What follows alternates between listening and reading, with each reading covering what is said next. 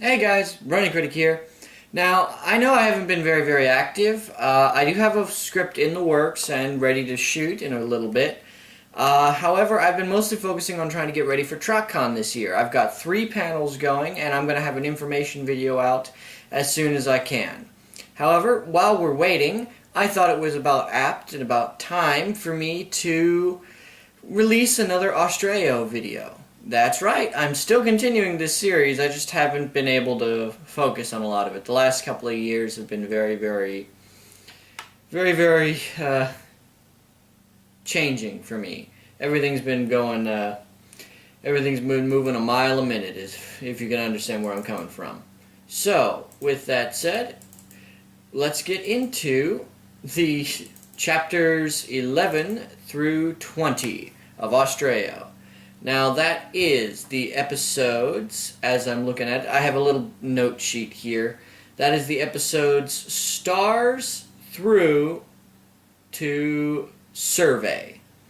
So that is the episode stars, dizzy, twinkling, trail, ponies, flint, taste, vast, delicious, and survey. I have little tiny dialogue segments here, and, you know, having read the series over, I enjoy it. I really do. This is a good series. I like the way it's written. I like the way the author, Imploding Colon, I like the way he delivers content. It's very refreshing. It really is. So, now that I've been looking at all of this, I feel it necessary to go into all the little segments chapter by chapter. And there was some recommendations from people that I try to add pictures and to indicate what I'm talking about. So, we're going to start with chapter 11, or Stars. So in this episode, this takes place immediately after Rainbow leaves the cave. So she's just kind of relaxing, I guess. She just sits there and thinks about the night sky. Now, the only things I really took note in this chapter is there's something about that green book. She has this green book in her backpack that she refuses to even deal with. She sees it, she thinks about it, and then she puts it away. She doesn't want to think about whatever that green book is. I'd like to know what that green book is now. And something definitely has happened to the main 6. The way she's treating that apple she got a few chapters back, it almost guarantees it. Something happened to the main 6. At least that's what I got from this point in the story. Then we got the episode Dizzy, which happens after she wakes up. She starts flying again, but she seems to be approaching something. We see something off in the distance, but we're not really sure, at least from Rainbow's perspective, what it is. And then all of a sudden, she gets dizzy and she can't fly anymore. She actually crash lands, and I have it written here, Discord. And it's mostly because apparently she's got the discorded eyes, which makes me think she's probably still discorded, and that something happened. This is like an alternative to the return of harmony. So, I think something happened with Discord that definitely left some dark things going on here. But immediately after Dizzy, we go into the episode Twinkling, which she's definitely having some kind of dizzy spell. It's affecting her ability to fly. All I can really tell is the way that the author describes things is incredible. It's very descriptive, very beautiful. I can actually picture a lot of it in my head. So, you know, but up to this point, I haven't actually seen anyone else. There's still no talking up to this point. However, when we get to the next episode, Trail, we see the first evidence of real ponies, other than Rainbow. We had the log cabin earlier, but no one was there. We had no evidence that anyone lived there or that they were remotely ponies. Now we're actually getting a reference to a caravan. She ends up following a caravan, and she comes across leather. So, yeah, animal hide. I put here, nice to see that Rainbow isn't in Kansas anymore. So, I think as this story progresses, we're going to meet a lot of really interesting characters. A lot of really interesting perspectives. So, we are then treated to the next chapter, which is Ponies. So we actually meet people, we see people, we don't actually hear them talk. That will be the next chapter. But these are some of the first ones we've seen, and just from the descriptions that Imploding Colon gives us, they are very well characterized. And there's one in particular that Rainbow seems to notice she seems to focus specifically on that one. She was going to ignore them, and then she sees this pony, and she decides she's going to meet them, which takes us to our next episode, Flint. To which I just wrote, Dialog! Yes! The first things we see in this episode are ponies talking. I have never thought I would ever miss quotation marks. But sure enough, there's some talking, there's some dialogue, and even Rainbow Dash says something. And it's a really sudden shift. It's actually a little disconcerting. You're so absorbed in the descriptive dialogue in the descriptive narrative with no dialogue, that suddenly having dialogue completely upturns everything. And of course, the best line in the chapter is, "I'm crazy awesome." The first line from Rainbow perfectly captures her character. You couldn't have done better. "I'm crazy awesome" is just the exact way you need to do it.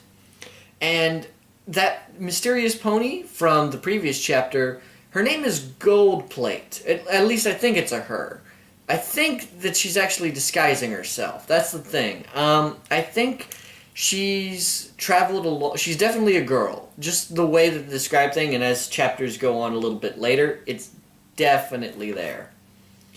So then we get up to the episode Taste, which is, it gives us a lot of world building for the world outside of Equestria. There's no weather control.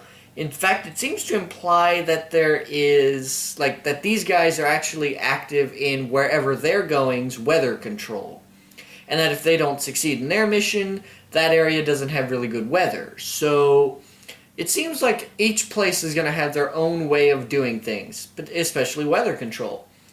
However, we do get a reference to some in-world mythology, and some real in-world mythology. Like, there's implications of things greater beyond.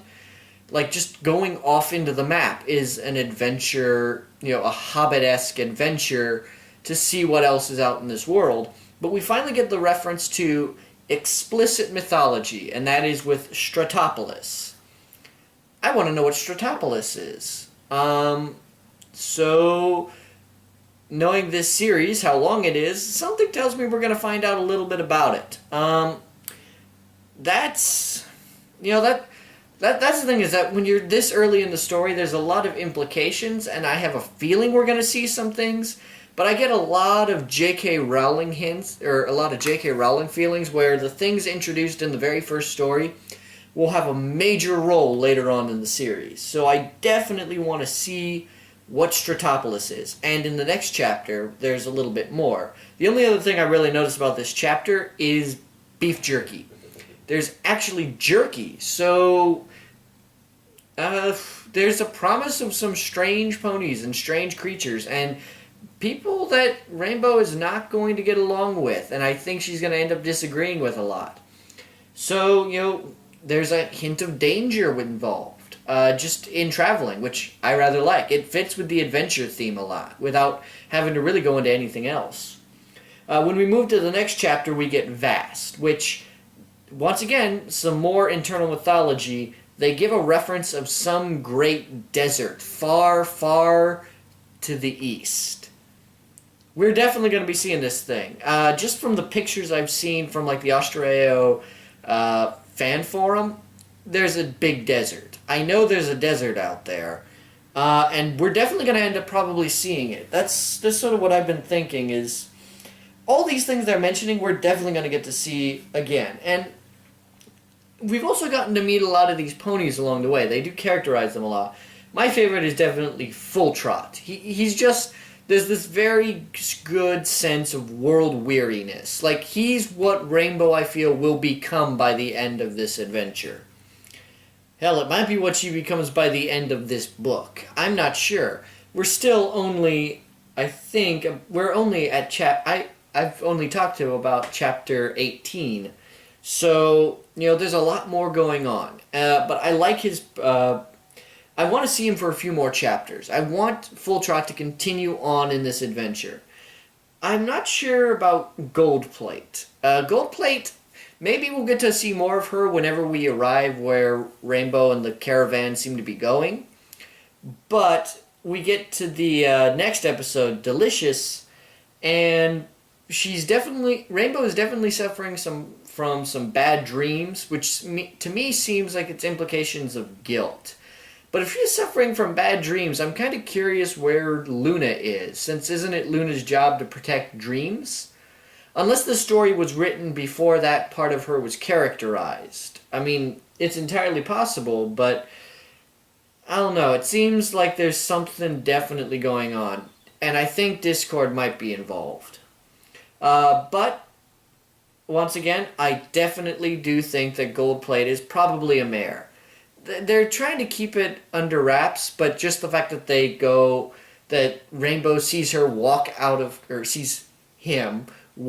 of camp to do his business and then come back, seems to imply that she's got something to hide. And I'm kind of switching off between pronouns just because there's no way to be certain until they actually reveal it, but I'm fairly certain that Goldplate is a mare. I'm also fairly certain that Rainbow is a lesbian in this story. The way she seems to describe and talk about things, and the way she just kind of carries herself around Goldplate, if Goldplate is a mare and Rainbow Dash knows this, I could definitely see some. It definitely seems to imply it quite heavily.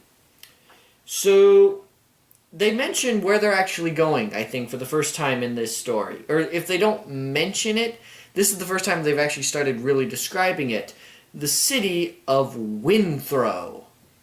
I really want to see that. I want to see Winthrow. I want to see more of these places. And I'm hoping to see more interesting characters and interesting ponies. It should be fun. But honestly, at this point, we're still kind of building up. These first 19, 20 chapters or so have been a lot of build-up. And I'm hoping we'll start to see a little bit more conflicts. I think this is going to be something more episodic, where every time she visits a new place, she gets caught up in adventures, but maybe not necessarily. It'll be more like One Piece. I get a real sense of One Piece with this. There's a lot of waiting, a lot of different arcs when she goes to someplace new. She'll have an adventure, she'll finish the bad guy, then she'll go off to the next place. There's a real One Piece feeling to the way things are written so far. And definitely there's some romantic tension between Goldplate and Rainbow. There's definitely some romantic tension. You can't ignore that one. And then when we get to the final chapter, the final chapter is kind of weird because it's basically, I knew this was probably going to happen. I gave myself a self-imposed cliffhanger because the story ends with Rainbow looking up into the sky to see where they're at and finding that they're taking the long way round. And a bunch of superstitious ponies that don't like the fact that she flies, because I guess Pegasi aren't very common. They're not very common, I guess, around the area of Winthrow, which the fact that they don't really have weather control seems to imply that it is probably the case. But Rainbow's going to see Full Trot to tell him about the way they're going. And once I get to chapters 21 through 30, so part 3, there's definitely going to be some more stuff to tell you guys. Hopefully it won't take nearly as long. I've been trying to write these down when I read them. But I just needed to get this out, get this out there, have something to show you guys. And I'll have the information video for TrotCon in just a few minutes, or in just a few days, I imagine. I have 3 panels going, a lot of work's been going into it, and hopefully I'll have some more content going in the coming months. Alright, so that was chapters 11 through 20. And next will be our chapters... Next will be the chapters of... all the chapters between Traverse and Slade Steed. All these will be they'll go all the way, so all the chapters between chapter 21 and 30. Now, I've also realized that since the last time I made a video, there's actually been a new book in the series came out. Yutan actually lasted far longer than 200 chapters. But now we have a new book. The book is called Austraeoh, and it looks like wherever she meant to go, she reached, and now she's trying to continue the journey wherever that is. I'm not actually sure what's happening, so we're going to figure out more. There's a lot of build-up. These first 20 chapters have been a lot of build-up, but we're getting there. We're gonna move along at a nice, reasonable pace. So, thank you guys for watching. I am the Brony Critic. I'll definitely have the next part out as soon as I can. Until then, you guys can definitely check out my YouTube channel at youtube.com/thebronycritic, or just Google The Brony Critic. You guys can also check out my Patreon page, and also check out my main channel at Phoenix 8 Productions. Alright guys, I'll see you in just a little bit.